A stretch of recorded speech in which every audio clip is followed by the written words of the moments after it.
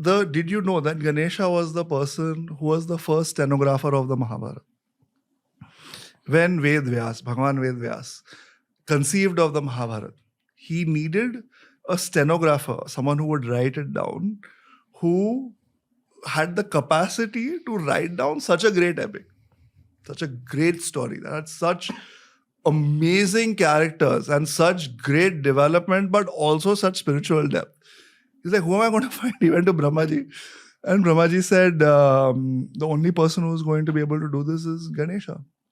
So Ganesha, he then meditated on Ganesha.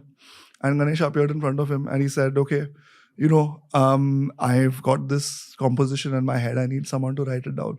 So Ganesha said, okay, I'll write it down for you. But only one condition. The one condition is that you shouldn't stop.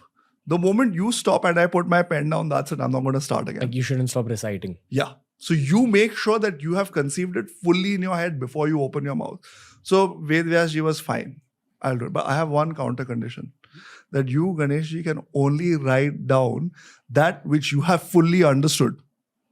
If you have not fully understood the depth of philosophical meaning to its final degree, you can't write it down. So Ganesh ji was like, deal. Then the recitation of the Mahabharata started.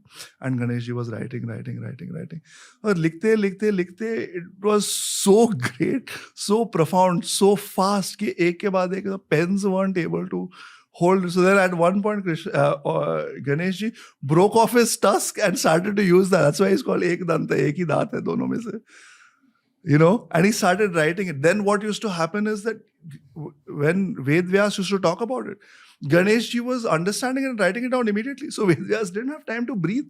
So he was running out of breath. So then Ved Vyas started to introduce deeper philosophical context that would allow, or concepts rather, that would allow Ganesh ji to pause and think about it and give him a moment to breathe. So in and through the Mahabharata, which is a story, there are great deep philosophical texts embedded in that. Yeah. So if you were to say, who was the first student of the Bhagavad Gita after it was written who understood the entire deep meaning? It was recited by Sri Krishna on the battlefield, but it was first understood by Ganesha.